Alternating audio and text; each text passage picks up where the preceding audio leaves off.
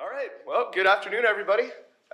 Guess you know who I am. My name is Miles Rosoff. I'm going to be doing the lunch hour today. So thank you again, James, for that awesome introduction. We'll go ahead and hop right into it. So I'll kind of go ahead and start with the resume overview, give you guys the classics as to what I'm doing. That's me. I'm Miles Rosoff. As you can see in the picture, I'm also up here.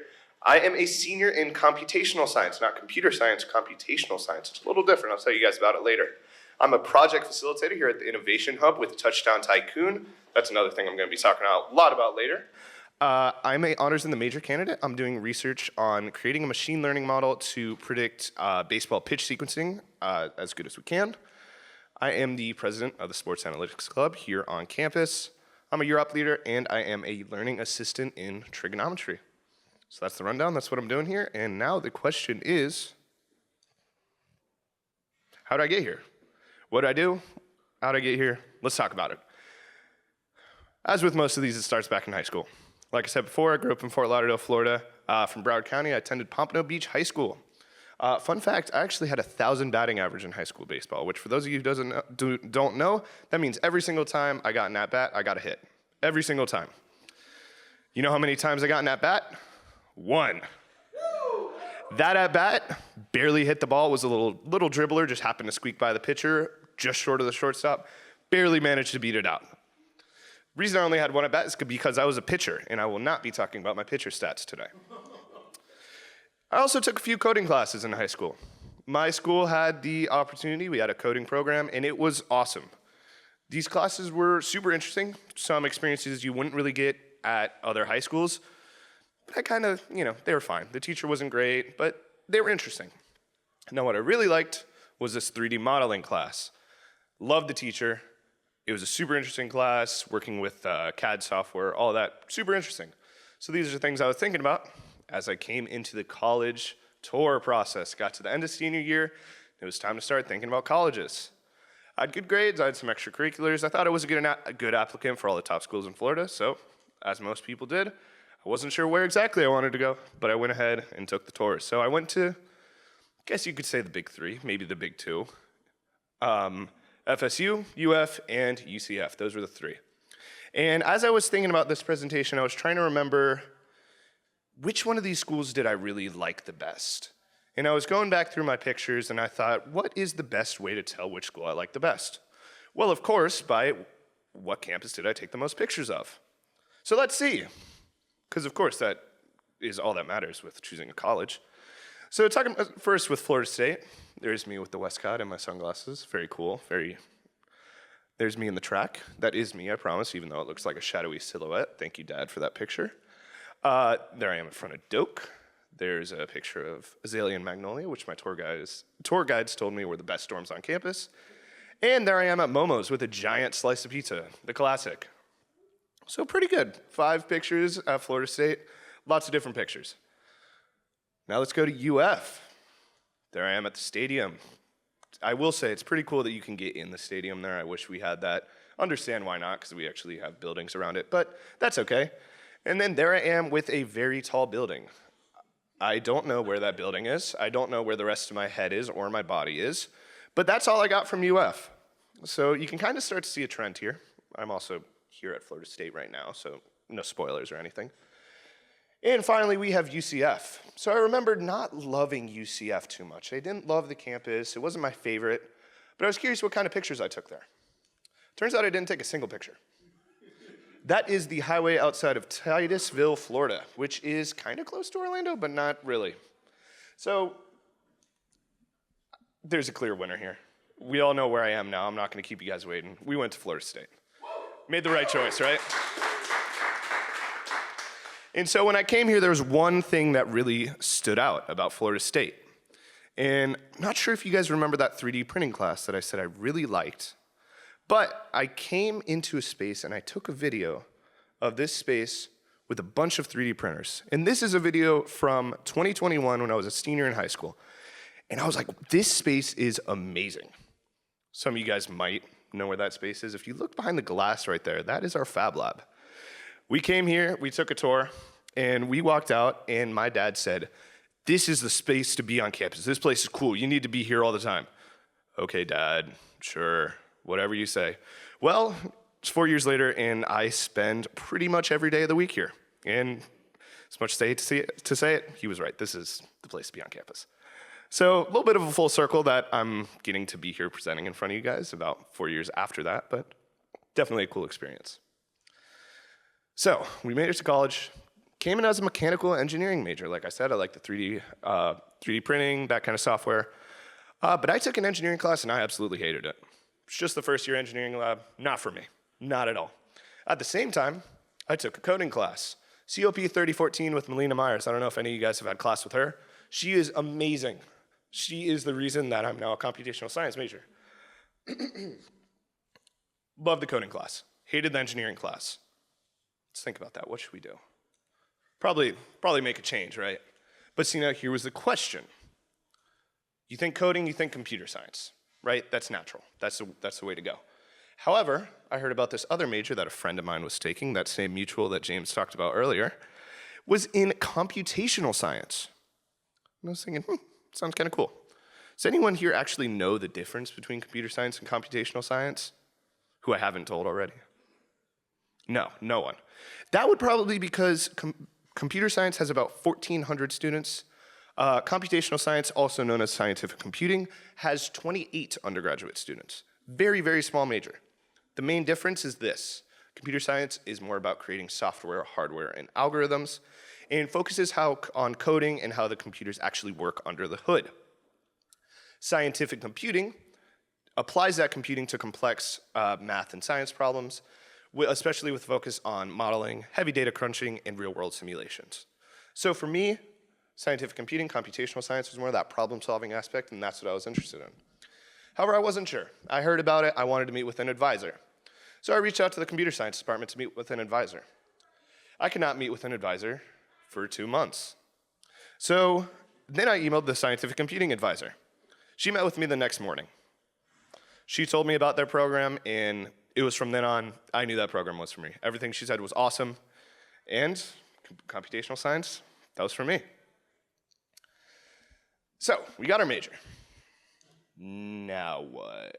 Do we just take classes and do nothing for the rest of the time? Do I just kind of code for the rest of my life and hope it works out? Well, it was then when I took a class with Dr. Paul Marty, who actually spoke here last night, The Unintended Consequences of IT. In that class, he introduced us to AI. And this was back in 2022 when AI was just coming out. As much as I sound like an old person talking about when AI came out, it was when it was very new. This was the first I'd heard about AI. And I was super interested in it. And with AI, I had the opportunity through the Year Out program to do research on AI. We were able to look into if AI conformed to Bayesian reasoning standards, which for those of you unfamiliar is essentially if a certain form of reasoning which follows a specific formula. Unfortunately, the answer to that question today is a pretty obvious no, but at the time it was a great research question and it was a really good opportunity.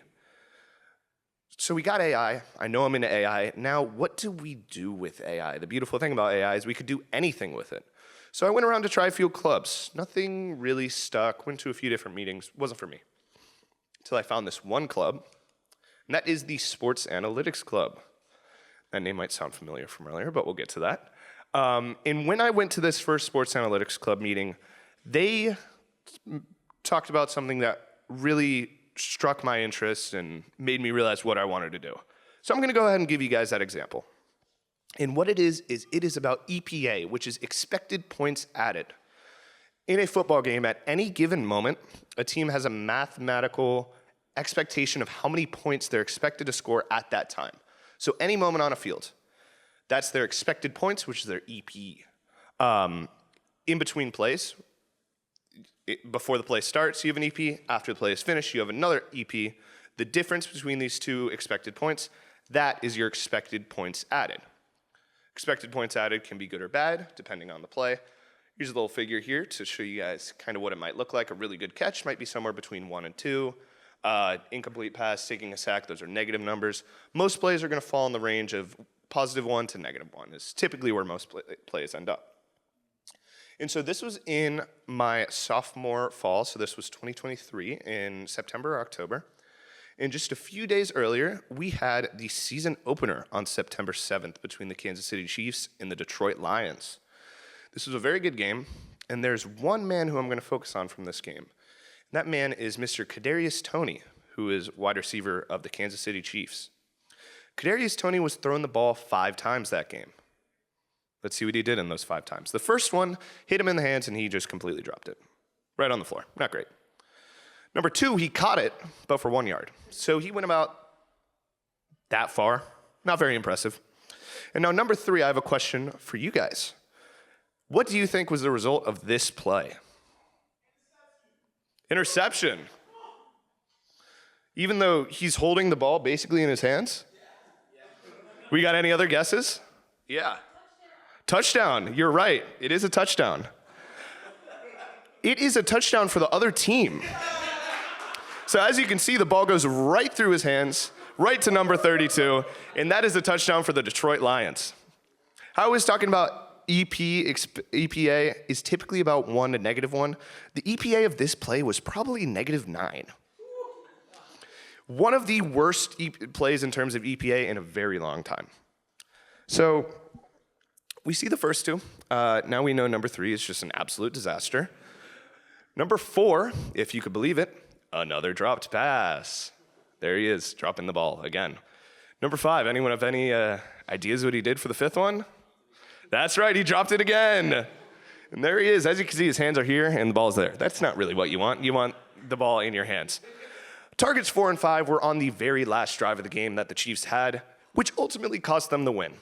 If he caught either of those passes, very, very likely the Chiefs win that game. But they didn't. It's a bad sequence. 5 bad plays. Surely it wasn't that bad, right? I mean, it's just a bad game. Well, let's take a look at his EPA. For a quarterback kneel, it would be a -0.5 EPA. That means a quarterback would get the snap, literally fall to the ground. Would be a -0.5. Taking a sack would be a -1.7. That means the quarterback takes a snap, then runs backward about 5 to 10 yards, then falls down. Throwing the ball to Kadarius Toney was a -2.19 EPA. That means if they literally just snapped the ball and the quarterback fell to the ground, they would have scored about 8 more points that game than throwing the ball to Kadarius Toney. Additionally, if we were to add up that 2.19 across the 5 plays, that gives Kadarius Toney an overall EPA of about -11. That means he cost the Chiefs 11 points that game. That means if any one of us were on that team, they didn't throw us the ball, we stood there on the sidelines, maybe we were even in the game and we just kind of stood there and watched, the Chiefs would have had 11 more points. The Chiefs lost that game by 1 point. If Kadarius Toney was not on their team, they probably would have won by 10, is how this metric works. However, this is pretty sad, it sucks for this guy. All stories have a good ending. All stories have an happy ending, right? Kadarius Toney is a Florida Gator. So, not such a happy ending for him, but a great ending for us. This was something that they showed me at that first Sports Analytics Club meeting, and I was hooked. This was fascinating to me. I loved everything about this. Now, 3 years later, here I am standing as the president of that very club.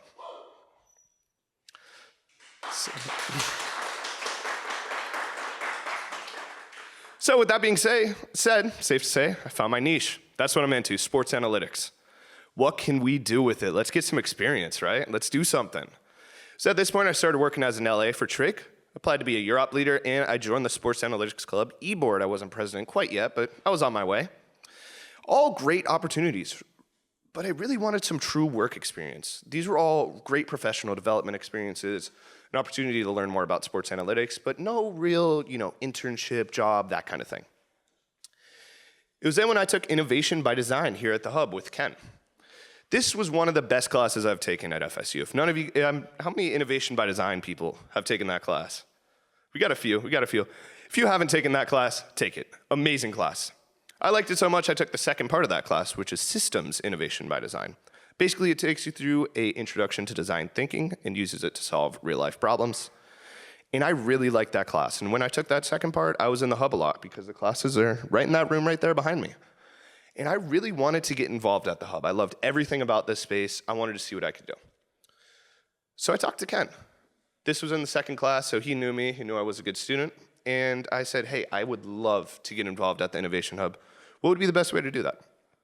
Well, it just so happened a few days earlier, a position opened up, a project facilitator position. And he was able to hook me up with Colby and Jacob. Where'd Colby go? He was here before. Oh, Colby's right there.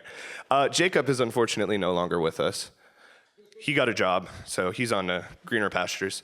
But I was able to interview with them and got to join the team. It was a super cool experience, and I have been a project facilitator for a year and a half now, and it has been probably the best opportunity I could have asked for on campus. So what did I do as a facilitator? Well, I had 2 projects.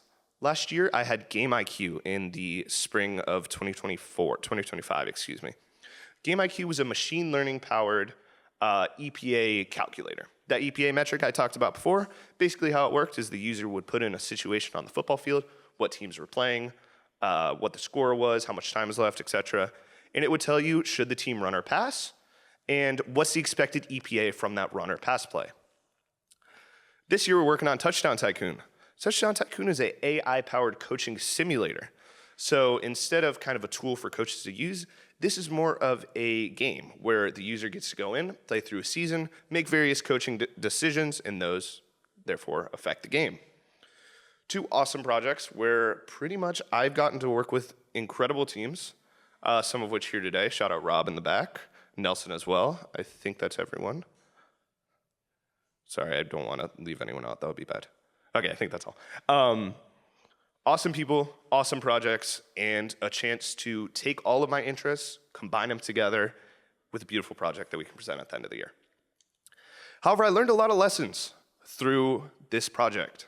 And I think this first point is something that anyone who's on an officer of a RSO, in charge of any events on campus, people are gonna stop showing up. At the start of the semester, a lot of people will come to your events. They're not gonna be there forever, unfortunately. And a lot of the time you look at it and it's like, man, what did I do wrong? You know, was it me? Should I try this differently next year? Sometimes it's not your fault. College is very busy. We're all very, very busy people. And people will get busy and eventually stop showing up to your club.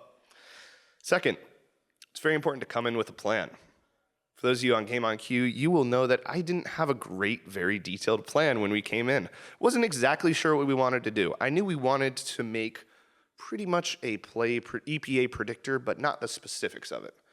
That resulted in a lot of the early time figuring out exactly what we wanted to do and trying to build things without knowing exactly what we were trying to build, which sounds really silly. But in the moment, it made a lot of sense because we were just trying to build whatever we could. But it's very important to come in with a plan, which is what I tried to do for Touchdown Tycoon, and we definitely had a lot more success this year. Finally, there are so many extremely smart, amazing people around you right now. Every single person I've interacted with in Innovators has been a positive experience. Every single person I've interacted with at the Hub has been a positive experience. And if there's anything you can get from that, is just talk to the people around you. So, after Game IQ, it was my junior year summer. That's when everyone does an internship, right? That's all I've heard. You need an internship. If you want a job, you gotta get an internship. I did not get an internship. In my whole time, I had heard you need an internship. And when I didn't get an internship, I was thinking, wow, this is not good. I'm not great at all. I applied for probably about 50 internships, got 1 interview, never heard back from them. Maybe they're still considering me. It's been a year now, who knows? But I was unable to get any. And it was really frustrating because I thought my resume was good, I thought my cover letters were good, I thought my applications were strong. But I didn't do anything special. I just applied online. I just checked the boxes, put in my resume, and then manually typed out all my experiences. Didn't do anything. And so I took that with me into my senior year, going into the job market. And my goal was to try and do something different, make myself stand out. The job market is terrible right now. All it is a bunch of AI resumes getting scanned by AIs. And even if you get past that part, you're gonna have a one-way interview where they're gonna judge you by AI. It's terrible, not a good place to be. Gotta find a way to stand out. The way I did that was trying to make as many human connections as possible. I went to any event I could, career fairs, networking events, trying to talk to people, get recruiters familiar with my face because I felt that if I could do that, I could really make a difference and stand out. And that ended up working out pretty well for me. I applied for 92 jobs online completely blind. Alongside those 92 online jobs, I applied for 18 through connections in some capacity. That meaning people I met through career fairs and they told me to apply online and I went apply online, connecting with people, friends of a friend, that kind of thing. Of the 92 online ones, I got 2 interviews. Of those 2 interviews, no follow-ups. Again, they might still be considering me 6 months ago, but who knows? Of the 18 others, I got 5 interviews and 2 job offers. Obviously, one of those has a bit higher of a success rate. So that's what I tried to do, is stand out. And one of the ways I did that was going to the career fair. And I was able to meet with a lot of companies at this career fair, including CED, Consolidated Electrical Distributors, which is a company I'm going to be working for next year.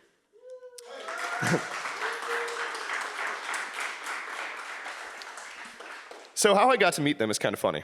I was actually talking to a competitor of theirs, directly across from them in the booth. A competitor with a very similar program to the one I'm going to be doing. And I talked with them, and I got a next day interview. A next day interview was something I didn't think was possible at a career fair. I heard myths and legends of people getting next day interviews, but I thought that wasn't real. I got one. I was thrilled. I walked away. I was putting in my calendar. I couldn't believe I actually got an interview. And I feel a tap on my shoulder. And I turn around, and it's a guy in a CED polo, and he says, "Hey, you were talking to this company. I think we have a better program than that, and I want to talk to you." Okay, me? A recruiter's coming up to me? I don't have to go up to you and say, please, connect with me on LinkedIn, please. Well, I went over and listened to their program, and I got a next day interview with them too. So 2 people in a row I got a next day interview with. It was kind of crazy. Never got another one. Those were the only 2. But I got a next day interview. I interviewed with them the next day along with the other company. And I decided this was the one for me over that other company. I did end up getting offers from both of these companies, but CED was the one for me. And I will be starting as a management trainee in June. So looking forward to that.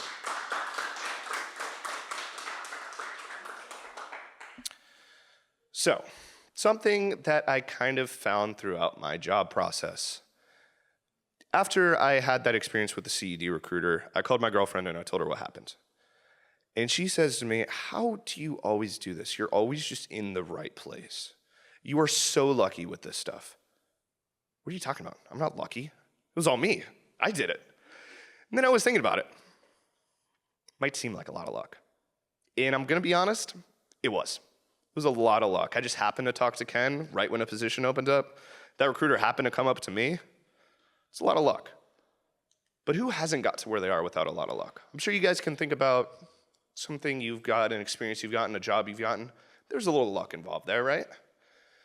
And I was trying to figure out how to word this because I don't think I'm just naturally lucky. I feel like that's not something I am. I don't think anyone's naturally lucky. I think the key is to make your own luck. And what I mean by that is to go out and do things to make your luck the best you can. Number 1, being talk to people. Like I said before, there's so many smart people here. I've heard the terms networking, connections thrown around everywhere. It's corporate jargon. That's all it is. All you have to do is talk to people, be yourself, make good connections, and who knows? Maybe one day that person you're talking to is gonna be hiring for a role that you want. And you can say, "Hey, you remember me?" And they'll hire you for that job. That's best case scenario, of course. Worst case scenario, you get to know someone and you make a new friend. Win-win to me. Sounds pretty good. Number 2 is to be confident and be proud of what you've done until this point. I don't know if you guys have seen the admission stats for the class of 2030 for FSU. I am very glad I applied 4 years ago because it is ridiculously competitive. If you are sitting in this room, if you're on campus today, you should be very, very proud of what you've done. This is a hard campus to get into. And even past that, anything you're doing on that campus to make you stand out even more than just going here, you gotta be proud of that. And speak about it with confidence. And even if you're hearing me and thinking, I don't know, I feel like I'm not really doing too much, fake it. Act confident. Because what you're gonna notice is the more confidence you present yourself with, you fake, you show off, the more you're gonna realize that that confidence is really starting to maybe come true, and maybe you're starting to believe in yourself a little more, and you're starting to actually be proud of those things you do. Number 4, you're gonna face so many no's. like I said before, I applied to 92 online jobs. It was 110 jobs total, and I think it was 103 of them denied me or never responded to me ever. There will be a lot of no's. There will be a lot of people who tell you no. I talk about the things that went well, the recruiter where I got the job. There were a ton of recruiters who shot me down. There's so many people that are going to tell you no. The most important thing is to keep moving forward. And finally, go out there and do things. When I was a freshman, I heard about Sports Analytics Club, but my bed was really comfy, and TikTok was really interesting. I didn't want to get out of bed. I just wanted to hang out, and that's what I did. Sophomore year, I decided, I guess I'll go out there. And I loved it. And it literally changed the course of my life for the next 3 years. Imagine if I had done that freshman year, gotten that go ahead. Worst case scenario, I went to that Sports Analytics Club meeting and I didn't like it. Well, if I didn't like it, I could have done those first 3 things. I could have talked to people, could have worked on my confidence, and keep moving forward. That no comes in many forms. It could come in the fact of, I didn't like that club. Finally, I want to close out. I want to thank everyone who helped me on this amazing journey. All those teachers I talked about earlier on affected my journey in a huge way. Everyone at the Hub is amazing. Wes, I see you back there setting this thing up. Awesome. All my officers over here, Innovation Hub staff, y'all are the best. Friends, of course, to my girlfriend who thinks I'm very lucky and don't deserve anything I have. I'm just kidding. She is the motivation for 90% of the things that I do, so thank you. And of course, to my family who I wouldn't be here without them. My parents, my brother, my grandparents, everyone in my family. And most importantly, of course, thank you all for listening.